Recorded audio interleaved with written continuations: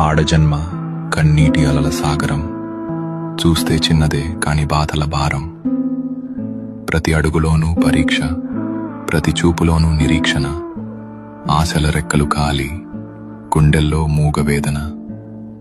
ఆ కన్నీళ్లలో ఉన్నది పిరికితనం కాదు, ఆమె నవ్వే పెదవుల వెనక ఉన్న విషాదం. లోపల ఎన్ని గాయాలైనా బయట పడనీయదు, గతం ఎన్ని చీకట్లను తెచ్చినా తలెత్తుకు బతుకుతుంది. తన కన్నీరు అణువణువున ఒక కథ. ఆ కథలో ప్రేమ ఉంది, బంధాల కష్టముంది. అయినా ఆ కన్నీరు ఆమెను బలహీనం చెయ్యలేదు.